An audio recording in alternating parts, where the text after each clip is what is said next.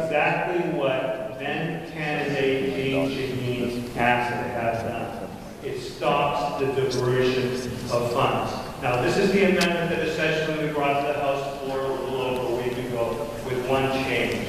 We heard that there was a constitutionally required allocation of funds to that would have to go to the supervision of highways. Now, it is Representative Over's member, it has Representative Over's name on it, because he will introduce it, I understand, during the executive session. This amendment is substantially that which was presented as a floor amendment by 10 members at the last hearing of this bill on the House floor. The difference is this. There was an argument, which we continue to believe is a false constitutional argument, that somehow this legislature has to spend money on supervision of highways. Indeed, I've gone to another number of constitutional lawyers who don't follow the members' analysis, say, well, we want to take it off the table.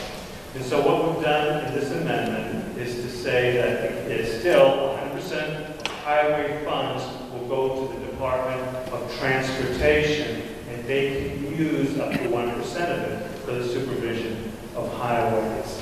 Now, Governor Shaheen's remarks back on October 24, 1996 illustrate a number of important points.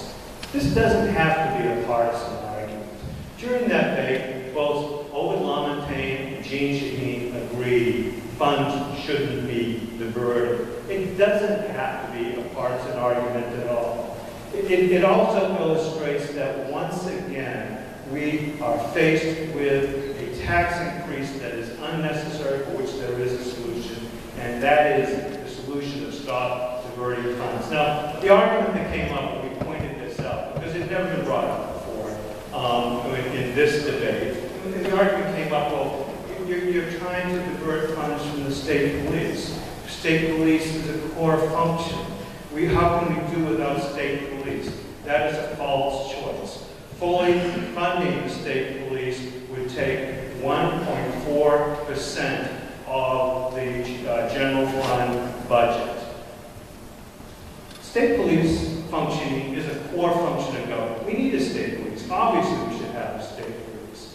The state police, the Department of Safety, should come in and participate in the same process that is going on in the Finance Committee now. And that process is one where we look at core functions, we look at the things that we want to do, and we say to ourselves, do we have enough money to do it, or do we want to raise money for that function?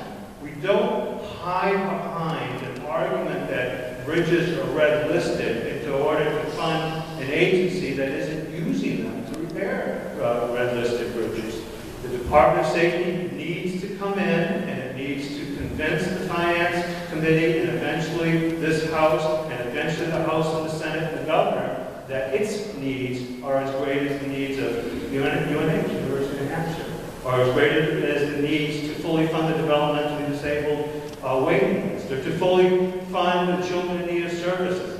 That's what responsible budgeting involves, is legislators weighing needs and not trying to hide through a diversion of funds that's raised for one purpose, the funding of something entirely different.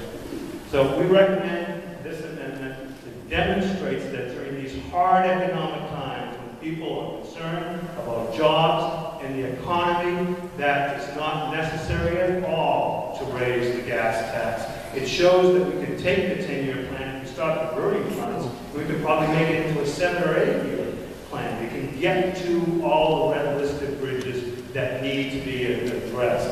It shows the people that we understand that for many of them, having to pay $3 or $4 more in a fill-up of their car isn't chump change. It's important money. You know, I've heard on the House floor when this bill came forward, it's, oh, come on, it's just a little bit of money.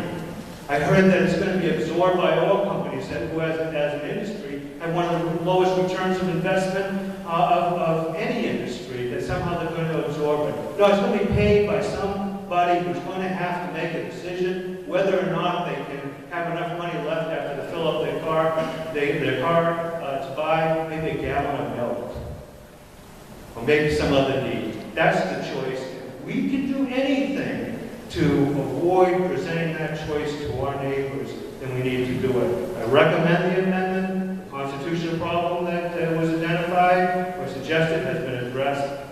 We don't need to increase the gas tax 83% or any amount. Thank you.